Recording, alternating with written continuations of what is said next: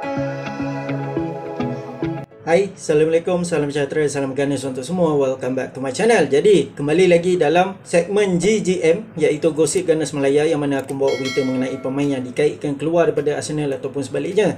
Jadi, sejak kebelakangan ni, banyak berita mengenai pemain yang nak keluar daripada Arsenal lah. Pemain yang dah sedia ada dalam skuad Arsenal sekarang dikaitkan keluar dengan Arsenal. Yang paling kelakar sekali bagi aku ialah Kieran Tierney lah. Kieran Tierney, Napoli target, klub Itali tu. Kenapa aku cakap kelakar? Aku rasa macam sasah lah. Napoli ni dah tahu kan, kalau kau nak beli Tierney pun, kalau kau serius pun nak beli Tierney pun, memang agak payah lah nak beli dia daripada Arsenal buat masa sekarang. Sebab dia pun top player dekat Arsenal sekarang, tengah on form, possibly boleh katakan the best left back dalam league lah buat masa sekarang kan, dalam EPL. So kalau betul lah Napoli minat untuk ambil Tierney ni, aku tak rasa Arsenal akan jual. Dan kalau betul Arsenal jual pun, aku rasa harga dia akan melambung lah 500 juta dan kita bincang.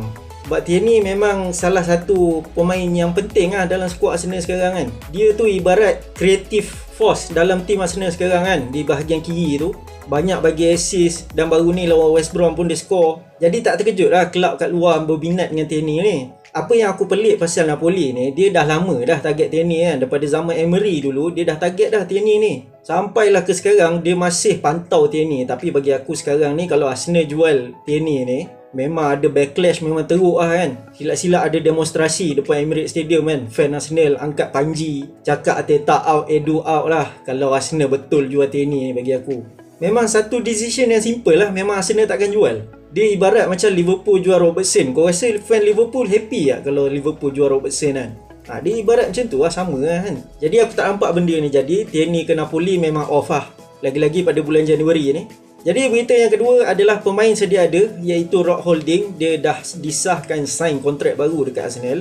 So apa pendapat korang pasal Rock Holding dapat kontrak baru?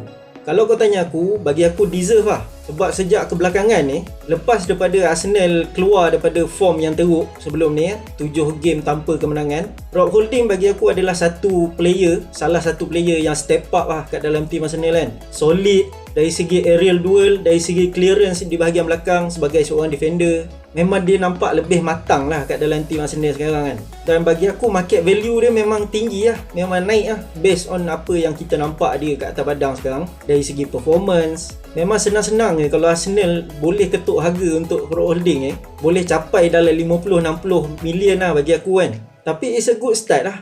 Rock Holding memang deserve dapat kontrak baru kan, based on apa yang kita tengok dia atas padang. Tapi detail untuk kontrak dia, aku tak dapat detail yang tepat lah kan. Berapa tahun dia sambung, berapa gaji dia. Banyak media yang tak reveal lah pasal benda tu kan. Dia disclose lah. Sebab bagi aku future buat masa sekarang kat bahagian center back tu, kita boleh pakai Rock Holding, Gabriel dan juga Pablo Mari. Ini 3 defender ni memang pemain yang penting lah kat bahagian center back kan. Yang lain tu David Luiz, Mustafi, Sokratis tu bagi aku memang dah boleh jalan lah kan. Dan next season Saliba return, dan maybe masa yang sesuai untuk promote Saliba masuk first team. So dah ada 4 defense, 2 kaki kanan, 2 kaki kiri. Cantik je tu.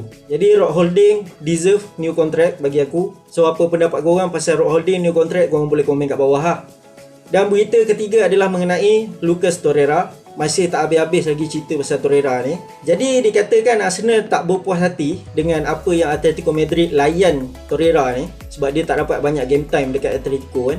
Dan sebelum ni aku ada cakap juga lah pasal Torreira ni kan. Tapi berbelah pendapat lah. Ada yang cakap dia ni tak ada function pun kat Arsenal kan. Masuk kat Arsenal pun dia tak bawa kelebihan pun kan kat bahagian midfield tu. Tapi ada yang sokong, ada yang nak Torreira kembali ke Arsenal dan membuat gandingan antara dia dengan Partey lah kat bahagian tengah midfield kan. Tapi bagi aku Torreira ni dia tak adalah teruk sangat, tapi tak adalah dalam bracket world class. Tapi at least dia boleh lah buat kerja dia kan. Tapi personally bagi aku, kalau kau tanya pasal Torreira ni, kita ada Granit Xhaka lagi, kita ada El Nene lagi, Ceballos pun aku rasa akan stay sampai akhir season. Dan ada banyak lagi position di bahagian lain yang kita perlu improve selain daripada center midfield. So bagi aku kalau dapat 20 to 25 million untuk Torreira ni, bagi aku is a good business lah. Dengar cerita Fiorentina berminat, Genoa berminat, Sampdoria bekas klub dia pun berminat nak ambil Torreira ni. Jadi kalau Arsenal berjaya negotiate dapat dalam 20 juta, bagi aku dah puas hati dah.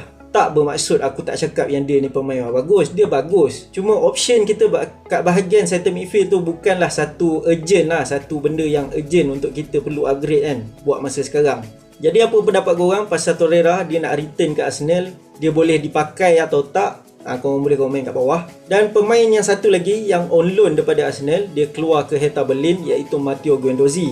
Banyak berita yang kaitkan Guendouzi ni Arsenal akan panggil dia balik pada bulan Januari ni. Sebabnya Hertha Berlin dia kata dia dah redha kalau Arsenal nak recall balik Guendouzi ni, dia sedia lepaskan Guendouzi. Sebab Hertha Berlin dia dah terang-terang dia kata yang dia berminat nak beli Guendouzi ni secara permanen, tapi dia tak ada dana, tak ada duit untuk beli Guendouzi ni secara tetap sebab Arsenal letak harga 29 juta pound dan Hertha Berlin memang tak bersedia untuk keluarkan duit sebanyak tu untuk beli Guendouzi ni. Jadi option dia adalah Arsenal recall dia balik dan dia impressive dekat Hertha Berlin. Dia dah skor 2 gol, dia jadi regular first teamer. So far apa yang aku nampak, aku rasa dia main untuk Hertha Berlin pun tak sampai 10 game lagi. Tapi bila kau masuk sekali pasal dia masa mula-mula dia masuk Hertha Berlin, dia kena coronavirus apa semua, banyak juga game yang dia main kan. Jadi aku 50-50 Guendouzi ni kan. Sebab dia yang prospek. Kalau jual tu of course dapat harga yang tinggi. Tapi personally bagi aku prefer Guendouzi lagi daripada Xhaka bagi akulah. Tapi memandangkan Xhaka dalam 2-3 game sebelum ni dia dah step up, dia dah tunjukkan the real form of Granit Xhaka kan. So berbalik kepada Guendouzi ni, aku memang 50-50 Jadi apa kata korang pasal Guendouzi? Kalau Arsenal recall dia balik, korang rasa okey? Sebab dia bukanlah satu option yang teruk pun bagi aku kan. Dia adalah satu option yang boleh kita pakai lah.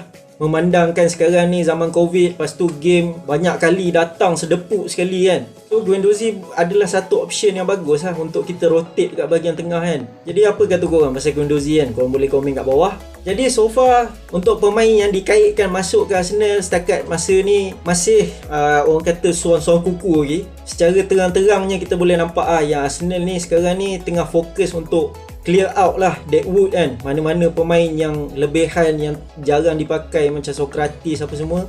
And then bila berjaya tendang diorang keluar daripada kelab, barulah kita boleh fokus untuk bawa pemain masuk ke kelab lah.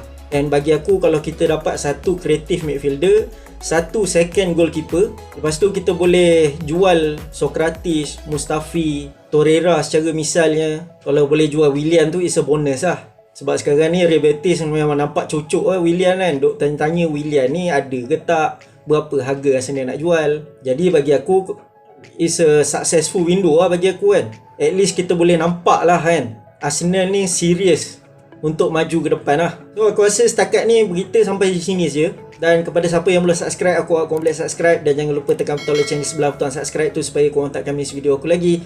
Dan akhir kata dari aku Zul sign out.